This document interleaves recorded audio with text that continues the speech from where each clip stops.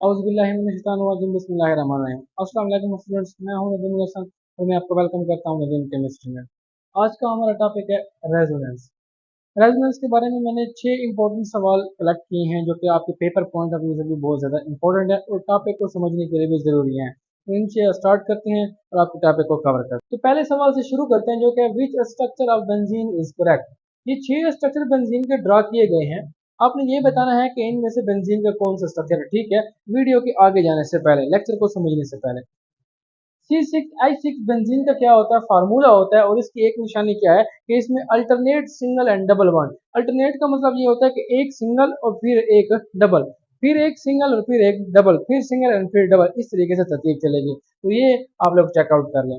तब तक हम चलते हैं सवाल नंबर 2 के ऊपर, shared between localized and delocalized bond. देखिए, रेजोनेंस को समझने के लिए बहुत जरूरी है कि आपको लोकलाइज्ड और डीलोकलाइज्ड बॉन्डिंग का या डीलोकलाइज्ड इलेक्ट्रॉन्स के बारे में इल्म होना चाहिए। तो पहले इसे समझते हैं, फिर रेजोनेंस के ऊपर चलेंगे। देखिए, एक बॉन्ड को बनाने के लिए कितने इलेक्ट्रॉन्स चाहिए होते हैं? हमेशा 2 इलेक्ट्रॉन्स चाहिए कोवलेंट बॉन्ड के लिए। अब ये जो इलेक्ट्रॉन का पेयर पड़ा होता है, इसकी 2 खूबियां हैं। या तो वो स्टे मीन्स एक ही जगह ठहरा रहेगा, या वो क्या कर सकता है, मूव।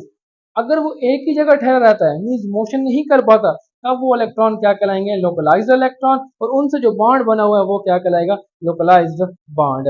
मिसाल तौर पे यहाँ पे वाटर है, वाटर में देखिए ये लोकलाइज्ड बॉन्ड है, ये लोकलाइज्ड बॉन्ड है, और ये जो इलेक्ट्रॉन के पेयर पड़े हैं ये भी लोकलाइज्ड है, ये मोशन नहीं कर सकते, इनकी कोई शिफ्टिंग नहीं हो सकती यहाँ ये डबल बॉन्ड बना सके। क्यों? क्योंकि हाइड्रोजन सिर्फ एक ही क्या कर सकता है, बॉन्ड बना सकता है।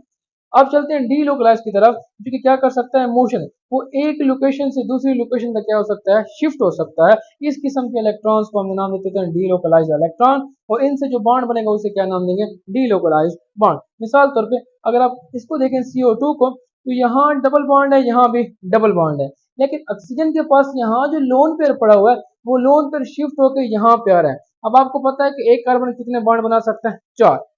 1 2 3 4, 4 बार ऑलरेडी बने हुए हैं। अब ये पांचवा नहीं बना सकता, लेकिन ऑक्सीजन कोशिश कर रहा है कि मैं इससे क्या कर दूं, तीसरा बॉन्ड भी बना लूं। तो जैसे ये तीसरा बॉन्ड बनाने के लिए यहाँ शिफ्ट होगा, कार्बन अपना एक बॉन्ड यहाँ से क्या कर देगा, तोड़ देगा, और इसका स्ट्रक्चर कुछ इस तरीके से चेंज हो जाएगा। तो ये भी CO2 है, ये भी CO2 है। इसको दोनों फार्मूलों से क्या कर सकते हैं, रिप्रेजेंट करवा सकते हैं। तो यहाँ जो बॉन्ड है वो लोकलाइज्ड है, जबकि यहाँ जो बॉन्ड है वो क्या है, डीलोकलाइज्ड है।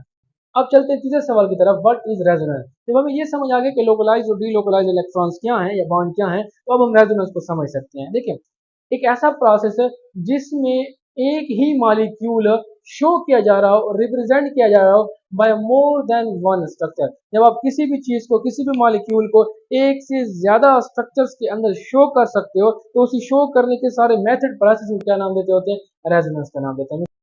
अब इसको एग्जांपल से समझते हैं। देखिए, कार्बन डाइऑक्साइड है, कार्बन डाइऑक्साइड के 3 फार्मूलों से मैं इसकी रिप्रेजेंटेशन करवा सकता हूँ। एक normal carbon double bond with oxygen, और 2 इसके ये हो जाएंगे। अब यहाँ क्या हो रहा है कि जब आपका इलेक्ट्रॉन शिफ्ट कर जाए, हमें पता है कि हमारे पास क्या होता है, डीलोकलाइज्ड इलेक्ट्रॉन होते हैं। तो या तो ये वाला यहाँ शिफ्ट कर सकता है या ये वाला यहाँ शिफ्ट कर सकता है। तो उस वजह से 2 स्ट्रक्चर बनते हैं।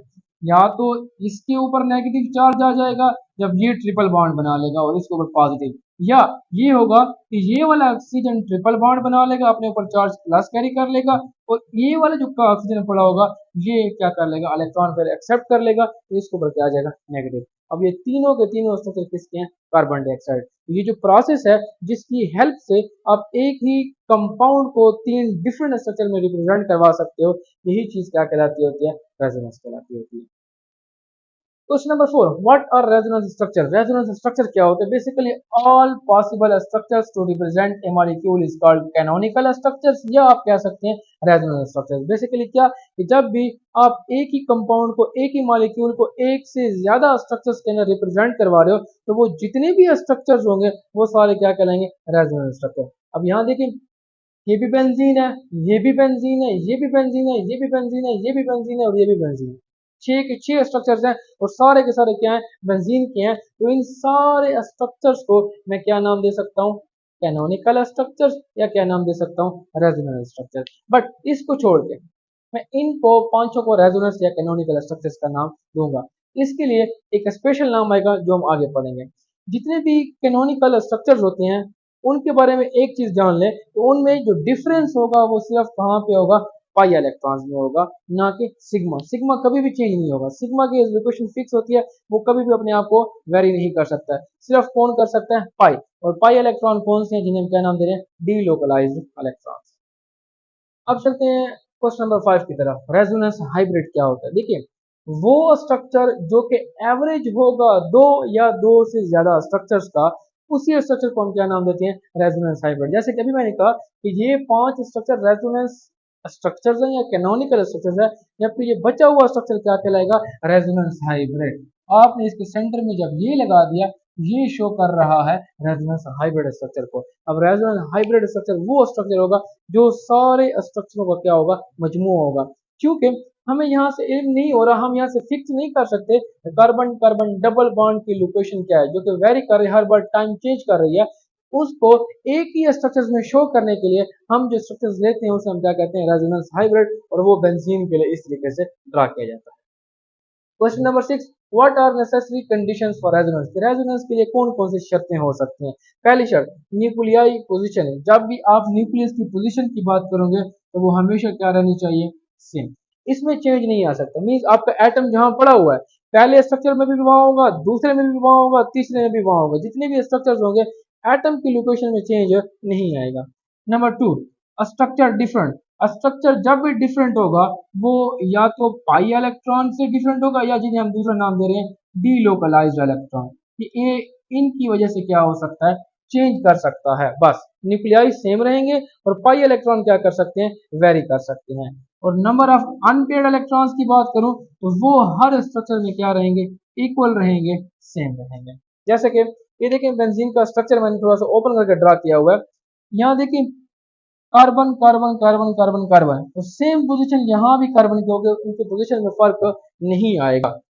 स्ट्रक्चर की बात करूँ, एक दूसरे से मुख्तलिफ है, किस बुनियाद के ऊपर, सिर्फ पाई इलेक्ट्रॉन या डीलोकलाइज्ड इलेक्ट्रॉन। यहाँ डीलोकलाइज्ड इलेक्ट्रॉन की पोजीशन क्या हो गई है, चेंज हो गई है। और जब भी आप दो रेजोनेंस स्ट्रक्चर्स को शो करवाते हो तो याद रखें उनके दरमियान आप ये एरो लगाते होते हो, क्योंकि ये शो करता है कि ये और ये चीज सेम है, एक ही मॉलिक्यूल की है, सिर्फ डिफरेंट किस चीज का है, पाई इलेक्ट्रॉन्स का आ रहा है। और हाँ, अनपेयर्ड इलेक्ट्रॉन्स भी क्या रहेंगे, सेम। इस स्ट्रक्चर में अनपेयर्ड इलेक्ट्रॉन्स नहीं है, लेकिन अगर आप यहाँ देखें तो यहाँ अनपेयर्ड इलेक्ट्रॉन्स होते हैं। ऑक्सीजन की बात करें तो ऑक्सीजन के पास दो अनपेयर्ड इलेक्ट्रॉन्स होते हैं। जब ये इलेक्ट्रॉन यहाँ शिफ्ट करेगा तो ये बॉन्ड कहाँ चला जाएगा, ऊपर, जाहिर सी बात है, तो ये चीज बन जाएगा। अब यहाँ देखें, इसके पास दो अनपेयर्ड इलेक्ट्रॉन्स पहले से ठहरे थे, 1 2 3 4। अब क्योंकि ये बॉन्ड इलेक्ट्रॉन ऊपर गया है तो ये भी तो दो इलेक्ट्रॉनों को शो करेगा जो कि पेयर्ड है। अब यहाँ देखिए 1 2 3 4 5 6 7 8 इलेक्ट्रॉन्स हैं यहाँ पे, 1 2 3 4 5 6। अब इसने एक यूज किया है लेकिन एक पेयर क्या है, ठहरा हुआ है। यहाँ भी टोटल इलेक्ट्रॉन्स 8 हैं, और अनपेयर्ड, अगर मैं पेयर्ड की बात करूं तो पेयर्ड इलेक्ट्रॉन्स कितने हैं, 4। और यहाँ की बात करूं तो यहाँ भी टोटल इलेक्ट्रॉन्स 8 हैं, और अगर पेयर की बात करूं तो वो पेयर कितने हो जाएंगे, 4। मींस अनपेयर्ड इलेक्ट्रॉन्स भी हमेशा क्या रहेंगे, इक्वल रहेंगे, सेम रहेंगे। अब चलता हूँ लास्ट क्वेश्चन के ऊपर, क्वेश्चन नंबर 6 है कि हाउ रेजोनेंस इज इम्पोर्टेंट, कि रेजोनेंस की इतनी अहमियत क्यों है। तो दो पॉइंट्स बताऊंगा जिसकी वजह से आप इसको अहम मानते हो और इसको बहुत जरूरी मानते हो। पहला, देखिए, अब तक आपने एक चीज पढ़ी होगी जो कि एक साइंटिस्ट था जिसका नाम था जी.एन. ल्यूइस, जो कि आपको क्या प्रोवाइड करता है, लिविस स्ट्रक्चर्स। उसने मॉलिक्यूल्स के स्ट्रक्चर्स को प्रोवाइड किया है, वो आपने 9th में भी डिस्कस किया होगा, और 10th में भी आपने लिविस स्ट्रक्चर्स कई बार ऑर्गेनिक केमिस्ट्री में ड्रा किए हैं। लेकिन लिविस स्ट्रक्चर की क्या है कि वो एक्सप्लेनेशन देता है लेकिन सारे मॉलिक्यूल्स को कंप्लीटली एक्सप्लेन नहीं कर सकता। इसलिए कई सारे मॉलिक्यूल्स ऐसे होते हैं जो कि इनकम्प्लीट होते हैं विदाउट रेजोनेंस। जब तक आप उसका रेजोनेंस का स्ट्रक्चर शो नहीं करते तब तक उसका स्ट्रक्चर कंप्लीटली डिस्क्राइब नहीं हो सकता। जैसे कि बेंजीन के लिए देख लें, ये स्ट्रक्चर, ये 5 स्ट्रक्चर डिफरेंट है, तो जब तक आप उसके लिए रेजोनेंस शो नहीं करते हैं तब तक वो इनकम्प्लीट स्ट्रक्चर ही माना जाएगा। वजह कि इसके पीछे वजह क्या होती है, तो वजह ये है कि जो हर रेजोनेंस स्ट्रक्चर है, जैसे कि बेंजीन के लिए 5 या कार्बन डाइऑक्साइड के लिए मैंने नीचे शो किए हुए हैं, इनमें से हर स्ट्रक्चर क्या कैरी करता है, एक डिफरेंट प्रॉपर्टी कैरी करता है। तो विदाउट दिस आपका स्ट्रक्चर क्या माना जाएगा, इनकम्प्लीट। कैसे, देखें ये कार्बन डाइऑक्साइड है, यहाँ से इलेक्ट्रॉन की शिफ्टिंग हुई तो ये स्ट्रक्चर बन गया, यहाँ से इलेक्ट्रॉन की शिफ्टिंग हुई तो ये स्ट्रक्चर बन गया। अब दो किस्म के जब स्ट्रक्चर बने हुए हैं, इसको देखें तो ये बेसिकली आपको कुछ अलग इंफॉर्मेशन दे रहा है। इसको देखें तो यहाँ नेगेटिव यहाँ पॉजिटिव, ये अलग इंफॉर्मेशन दे रहा है।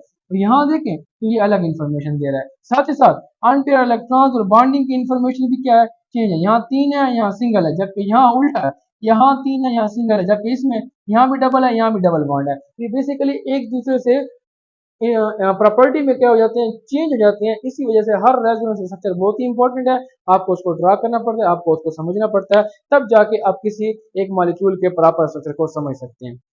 And the reason number 2 is stability. देखिए स्टेबिलिटी का कंसर्न रेजोनेंस स्ट्रक्चर के साथ डायरेक्टली प्रोपोर्शनल है। जितने ज्यादा रेजोनेंस स्ट्रक्चर ज्यादा इंक्रीज करेंगे उतने ही स्टेबिलिटी उसकी क्या हो जाएगी, इंक्रीज। इसी वजह से बेंजीन अच्छा खासा क्या होता है, स्टेबल होता है, क्योंकि इसके रेजोनेंस स्ट्रक्चर्स क्या है, काफी ज्यादा है। इसलिए वो बॉन्डिंग में या मैं कहूँगा रिएक्शन में उतना फास्टली नहीं प्रोवाइड करते अपने इलेक्ट्रॉन्स जितना कि और या मैं कहूँ लोकलाइज इलेक्ट्रॉन कर लेते हैं। आखिर में मेरी यही रिक्वेस्ट रहेगी कि चैनल को लाइक कर दें, सब्सक्राइब कर दें और शेयर करना ना भूलें। Thank you so much. Allah Hafiz.